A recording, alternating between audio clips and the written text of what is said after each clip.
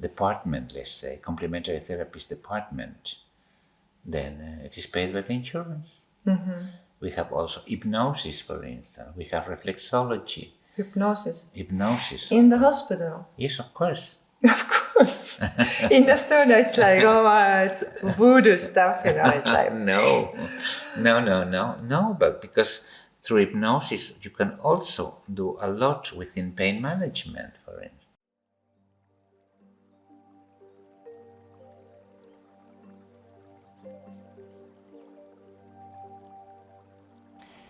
Tere! Minu nimi on Karin ja ma olen holistiline aroomterapeut. Täna ma vestlen Jonathaniga. Jonathan on kliiniline aroomterapeut.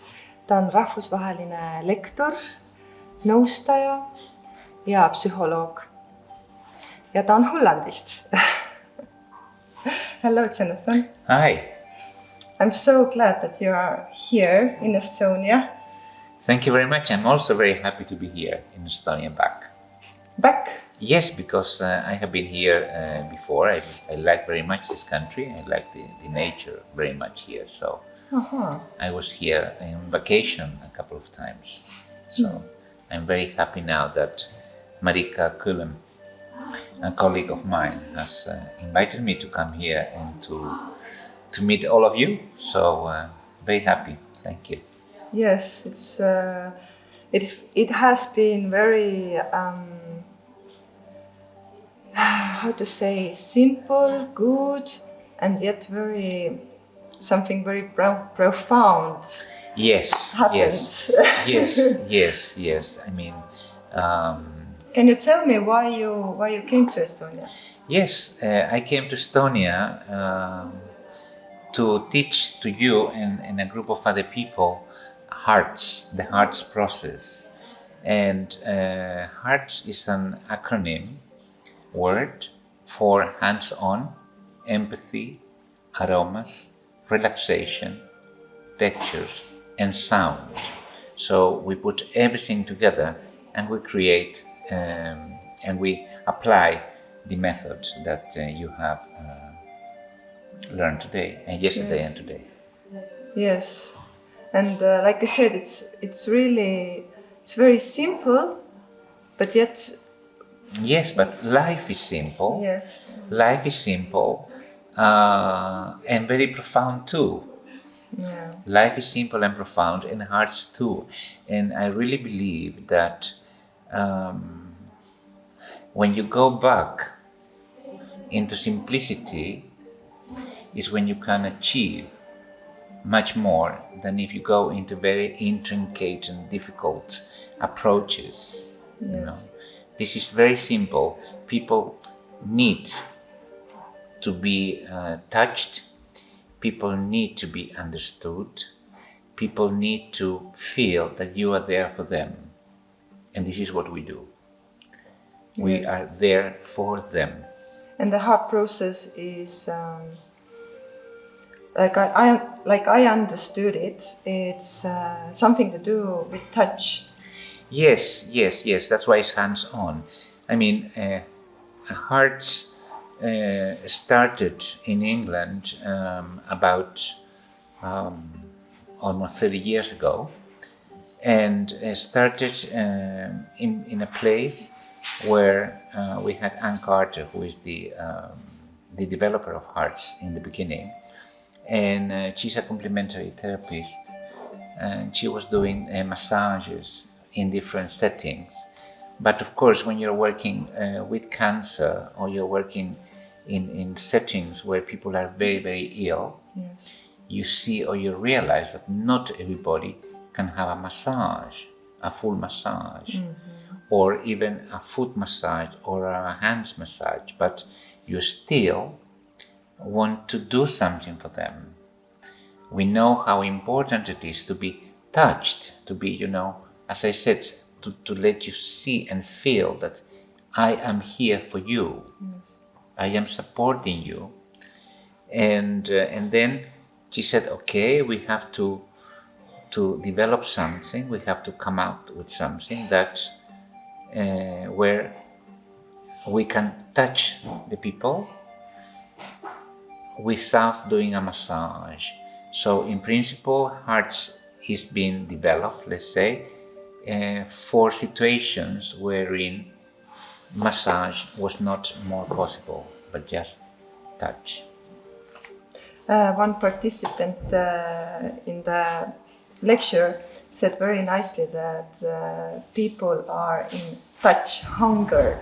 Yes, definitely.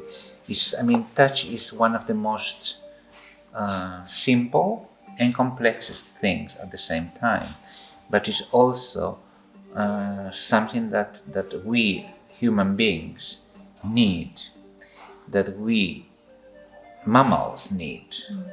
Because if you see two dogs, if you see two cats, you see two animals, they're also going to each other. Yes. You need the other. Why? Because with the touch, as I said, you let see the other that you are here. You recognize the place of the other. Both can be protecting themselves, warming themselves up, etc. So, we live in a society.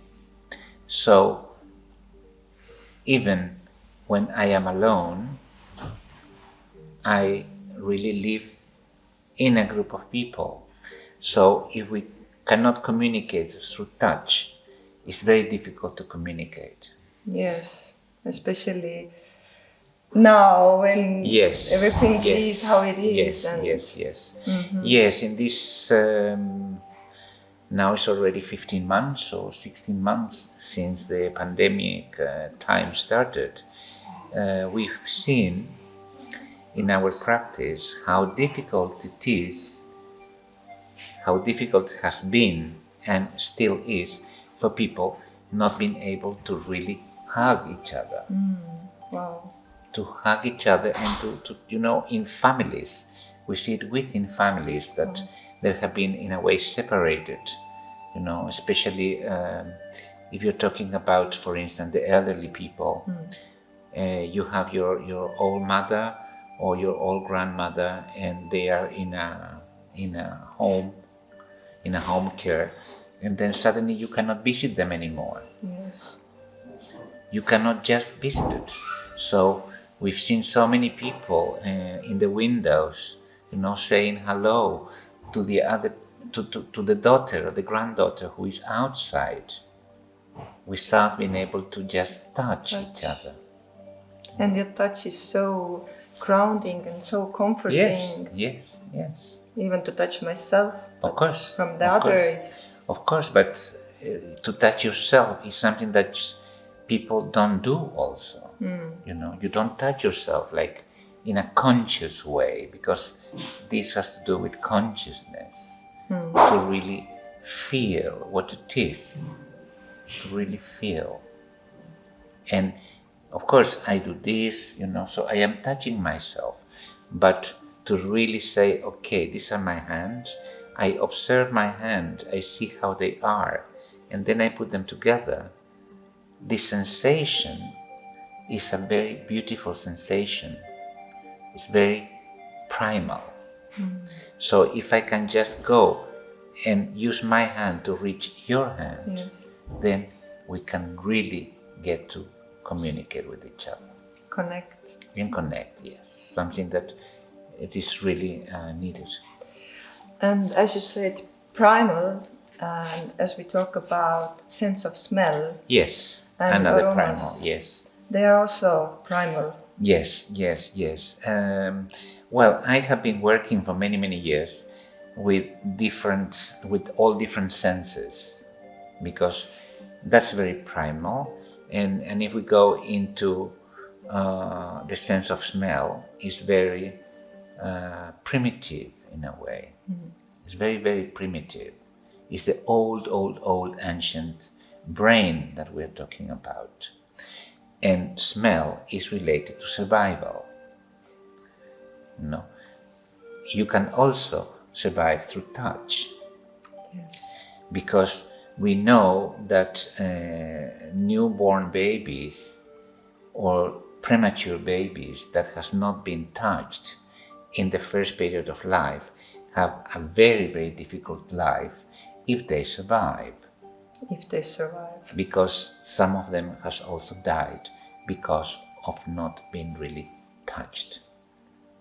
So touch is survival, smell is survival. I eat to survive. I need to see also to survive, and I have to be alert and attentive to what I hear in order to survive. So everything has to do with this primal condition of being here and survive the environment. So the heart process involves all the five, let's say five Yes. senses? In a way it does. In a way it does. Of course we have tact, so we are touching. We have aromas, so we are smelling. But also there are some essential oils, like the citrus oils, for instance, that sometimes when you really inhale a sweet orange oil, or you inhale a lemon or a mandarin, many people get the taste in their mouth. So then we could say that an essential oil like that one is an essential oil that's really also making you, salivate. So we could say we have the taste, we have the smell, we have the touch. Of course, you are observing the person that you are doing this heart session. You're looking into body language, you're looking into verbal and non-verbal behavior. So you're also using your eyes and you're using your ears. So you're using all the senses. Yes. But when we move a bit further from the hearts and we move into you a little bit. Okay. Okay. You work with a very wide range of people. I mean, your clients Yes. are with very wide range of, let's say, challenges in life. Like, Yes. can I say, like autism, Yes. ADHD, Yes. dementia, Yes. palliative care, Yes. depression, Yes. Yes. trauma release. Yes. Yes. Yes. I mean, I have been very fortunate, very, very fortunate, because I started many, many years ago as a psychologist, working with autism and communication disorders. And from that, I arrived into aromatherapy, working with the senses, developing therapies for children. And since then, I have been always working with aromatherapy. And about, 20 years, already, yes, it's 2021. So 20 years ago, a friend of mine had cancer. He had cancer, and his wife, who was also a friend of mine, one of my best friends, and she said to me, he wants to talk with you because he got cancer, and we have tried, many things, but there's nothing we can do. And being in the Netherlands in those years, in the year 2000 was this, we had then the first cases of euthanasia. Euthanasia? What is euthanasia? Euthanasia. Yeah. So someone who is yes, completely yes, yes. Is already so ill that there is no way that he will be cured anymore, and they decided, to stop the suffering and died. Yeah. So this is legal in the Netherlands for already more than 20 years, and he was one of the first cases in this. So nobody knew how to approach this, of course, because it was very new. And this friend asked me if I could do something for him, and I said, well, I cannot do much for him because he's a friend of mine, but I can be with him. I can, at least listen to him, and so I was working with him in a way, and what I realized then is that someone who is in a process like cancer, in a way, they also become a little bit autistic, in the sense that they really start working living in their own world, and then I start seeing parallels between what was happening to him with what I was seeing with children also. And that was for me, he passed away, unfortunately, then, but that was for me the beginning of my involvement, let's say, in palliative care. So that's how I started in palliative care, because I really thought this is something that I want to work with. I want to accompany people. And since then, I have been working in palliative care. I work with just one client, and I try to accompany them through the whole process until they passed away. So in this, I have been working with children. I have been working with adults. I have been working with very old people, middle age, all kind of different situations, and always working with the oils, and trying to be there for them, because I think the same as we do in hearts, that is, when you touch, you tell the other, I'm here for you. This is also what you do in palliative care. It's a very unknown way of working, and many people, when they ask me, what do you do? And I tell them, well, I do that as well. People said, oh my goodness, how can you do that? I said, well, because someone has to do it first, and second, because it's very grateful, and it's very very spiritual, very emotional also, and needed, because not everybody is 25 years old and have a mother and a father who is going to be there until the end. There are people who are 92 or 95 and they don't have anybody. And you have to realize that many times you are their window to the world. You are the one who really is there for them, so that they communicate with you. Of course, there are nurses who come, and there are doctors who come. There are people who come to help them to eat, etc., etc. But, for instance, everybody called them Mrs. Van Leeuwen. Yeah. Well, I said, what's your name? Yeah. And then he said, well, my name is Carla Van Leeuwen. I said, okay, may I call you Carla then? Please, because that's me. Yeah. Van Leeuwen was my husband. Was not even my name before. And it seems like people are not talking, like people are afraid of talking death, and especially to be there. And they don't know what it is. Well, it is really the only certainty we have in life is that we're going to die. All of us. Nobody's going to be here to be planted. Yes. Nobody. We all are going to die. And of course, you don't like to talk about it because it's painful, because you are busy with your life, and you are not busy with your death. Of course not.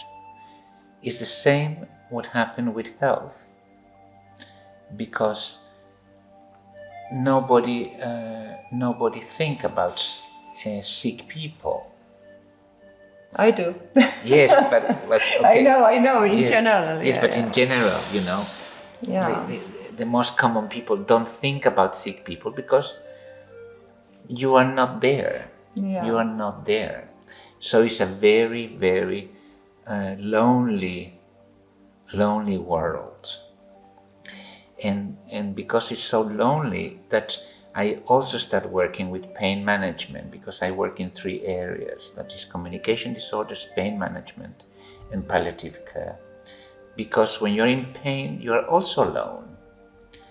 And you are like out of the world. You are also like in your own world, as when you are with cancer, when you are with an autism disorder. In the same way, you are in pain, so you are at home, or you are in bed, you are suffering. And you need also help. You need also that someone said, I'm here for you. And it's okay for you to cry. Yes, it is okay. It is okay. It is okay to be angry. Yes, it is okay. It is. You know, and because that's life. That's life. That's life. We all have been through pain in a way or another. All, you know. And many times I also said to people, adults, I said, well, when you are working with children, or if you are raising your own children, you as a mother, I said, try to be the adult with your children. Try to be the adult that you want to have when you were a child. Yes. I am doing my best. I'm sure you do. I'm telling to my children that please do feel that feeling. I'm here for you. Feel, cry. You can. Yes. Yes. And listen to them. Yes. Listen to them. Go down. Because most of the people talk to the children because they are down there. They're small. Well, no. Go down. And just go on the floor, on the same eye level. The same eye level, yes. When you're talking in the same eye level, you will communicate. You will communicate, and that will make them also very strong human beings and very valuable, because you are teaching them that they don't need to be afraid to be themselves. They are not be afraid to talk with each other, and they are not afraid to feel emotions, So I think it's really, really important. Yeah. So when you work, you do your work in Netherlands. Yes. And you work in other countries as well. Yes. I'm based in the Netherlands, and I'm working in Norway also. I'm going once a month to Oslo, and I work there in a clinic. And I'm also working in Portugal. So I have these 3 bases, and everywhere I do the same kind of work, except for the palliative care. That one is really just in the Netherlands. So you can be there for them. Yes, I am there, and as I said, with just one person, and I accompany them until they pass away. In Portugal and in Oslo, I work with communication disorders, or as an aromatherapist, or as a psychologist, but not in palliative care as in the Netherlands. And how, in the medical system, right? Because this is what you're talking about, this work, what you're doing, I see it more as a complementary medicine or integrative medicine. Yes, it is integrative medicine.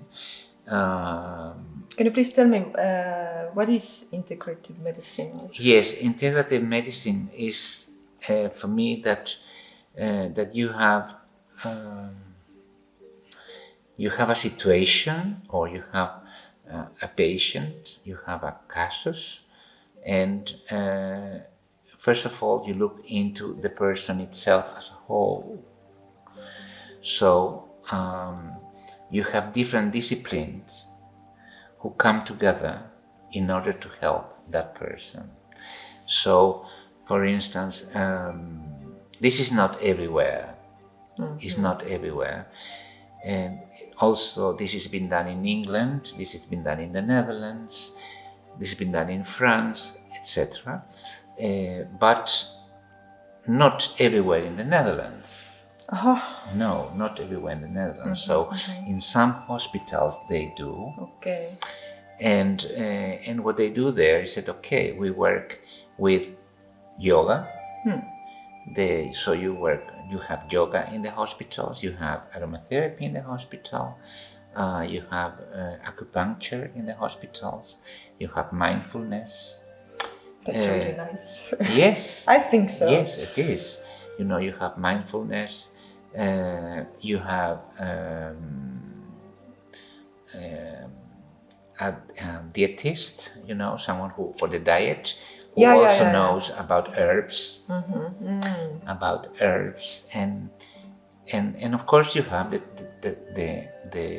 regular medical doctors. Yes. So when you have all these disciplines, and the person who is, for instance, with cancer, and is a lady who is there, she can just go and do a massage. She can have a massage, an aromatherapy massage, specialized with personnel who work in aromatherapy cancer massage. It's so nice. You know, so for instance, so the lady can have a massage, and that will help a lot in her own journey, journey.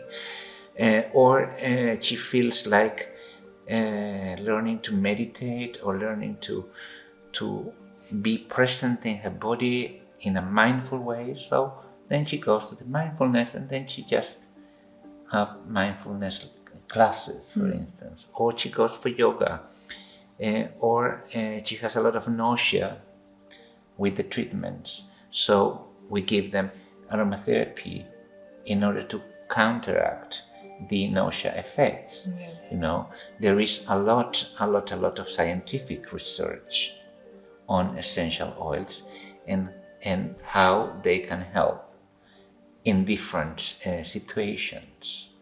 Yes. Now, we work together. That is the important thing. We work together. So, this is not alternative, as many people, you know, think. No. Alternative is one yes and one no. We are not talking about that. We're talking about together. Because it's a complement of the therapy. If you think about hearts, well, as I said, the heart's process is something that does not interfere with any medical treatment. So it can be used in any moment during any illness, let's say. With any illness? Yes, it is a non-pharmacological intervention. So you are not using anything that it can counteract or can be harmful or whatever for the regular medical treatment that the person is using. And that's why we can do it in the hospital, or we can offer it, let's say, to the patients in the hospital, like in Manchester, in England, they do. Yes, it's really nice, and it means that who is supporting this? Like, who is paying for that? Like, if you go the insurance, of course. Insurance. Yes, because your medical insurance covers. Covers it. Covers healthcare. Yes. And if this is part of the healthcare within the complementary department, let's say, complementary therapist department, then it is paid by the insurance. We have also hypnosis, for instance. We have reflexology. Hypnosis. Hypnosis. In the hospital? Yes, of course. Of course. In Estonia, it's like, it's voodoo stuff, It's like... No, but because through hypnosis, you can also do a lot within pain management, for instance. But, I mean, when it is in the hospital, then the hospital manager or director has to be open to this, right? Or... Well, I don't know him, so I don't know. But it happens. There is a complementary department, and there you can go there and you can study in the department to be a complementary therapist, and you will learn to do reflexology on the feet. You will learn hypnosis, to work also with people. I mean. If you have people with lung cancer and they need to stop smoking, for instance, then hypnosis helps a lot. Hypnosis helps a lot. Yes, of course. But that is known. There's a lot of research about that. The problem, I think, is that many of the complementary therapists are being ridiculed for many years, right? Because hypnosis is I just look at you and I look, and then you go and then you do what I want you to do. Well, but that of course that's not hypnosis. That's a ridiculous parody of hypnosis. It's very difficult, very difficult for me to let you do something that you don't want to do. Of course, and this is all in a safe, controlled environment. So, and the same with the essential oils. We use very little essential oils because need to be safe. All the things, the yoga, the reflexology, the meditation, the massage, everything is really done in a safe, responsible and professional way. Wow, I really have to say wow, because when I have been in hospital with my last child quite a bit, and for me to say, of course I had essential oils there, but for me to say that I support my family's health with aromatherapy, I feel that I can't say it because they are looking at me like, are you strange or are you weird that you're doing this, and it doesn't help, and I feel that I'm ridiculous. Yeah, but you're not. You are not, because we all know how important aromas are. Otherwise, people were not buying perfumes at the department store. Yeah, but people don't think about it, like how important. They think, okay, I like the smell and I want to smell, but... Okay, but if you like the smell of the perfume and you have been,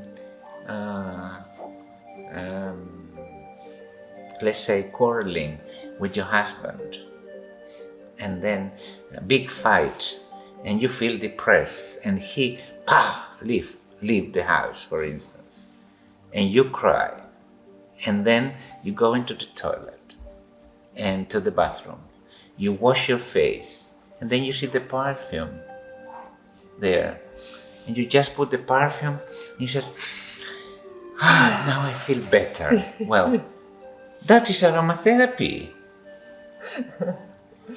That is aromatherapy. You are using a perfume from whatever, from Gucci or from Dolce & Gabbana, Chanel or whatever. That is aromatherapy because you have used something that makes you feel better. Yeah. And that is the same reason that we use it in the hospital. As I said, not in every hospital, but in some hospitals. Because you really feel better. Jonathan, in your opinion, what is health? What is health? Balance, homeostasis.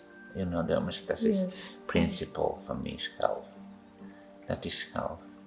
When you feel that you are in balance. Yeah. With body, mind, and Body, mind, spirit, yes, because the body, we are supposed not to feel the body consciously. If I feel the body, it's because I have pain. Otherwise, I don't feel the body. Normally, you don't feel the body, you know. But if you go and you have a terrible big meal, and then you feel, oh, my stomach, then you feel that you have a stomach. Otherwise, you don't, you know. But it is there. it is. With the mind, it's the same thing. We are thinking the whole day because we are thinking beings. And spiritually, we also have a spiritual life, you know. And I'm not talking about religious life. I'm talking about spiritual life, about feeling good with yourself. So if we have all three things and we are in balance, I truly believe that you are healthy. You are healthy. And I'm responsible for my well-being. I'm responsible for my health. You are responsible for your health as much as you can be responsible for your health. Yeah. Because if you are ill, of course, you give that responsibility. You don't give it, but you share that responsibility with someone else, and that will be the doctor. I mean, because if you need to be operated, you need to be operated. It's very simple. It's very simple, you know. That's why integration is so important. Because you are operated, they are doing something, they are taking something out or whatever it is, and then comes the healing process. And the healing process is where we can start working with you. Because any operation causes a trauma, for instance. Any operation. And then of course, if you've been operated, you have a scar. And the scar needs to be healed too. Not only on your body, on the skin, but also on your mind.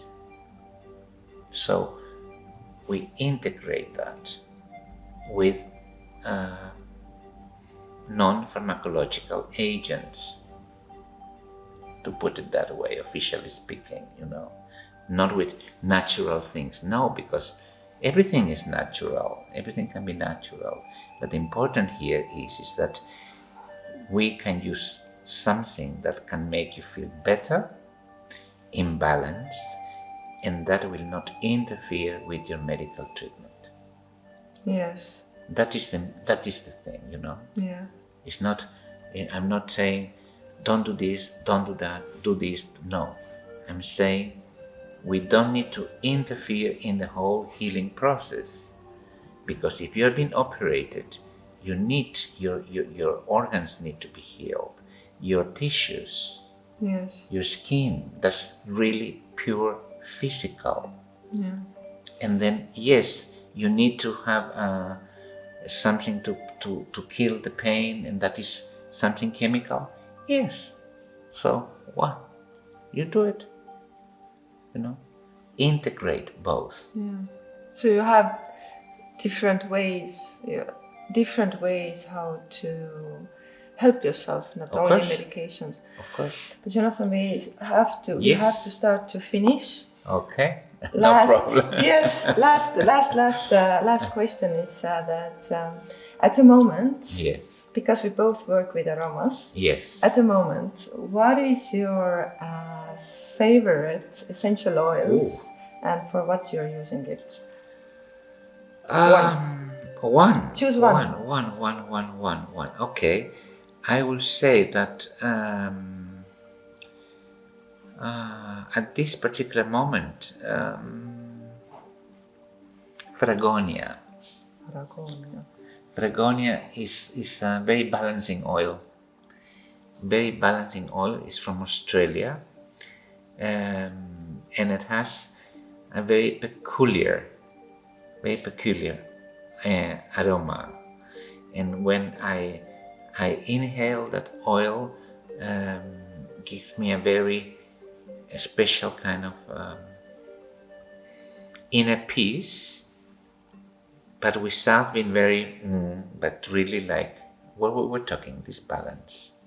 So Happy balance. happy balance, yes, yes. Really nice. It sounds really nice to finish here. Thank you very much. Thank you. Thank you very much for this invitation. Thank you, Marika, also for inviting me here. Thank you, Marika. And hopefully then this will not be just the only time. Yes. So Thank you. thank you very much.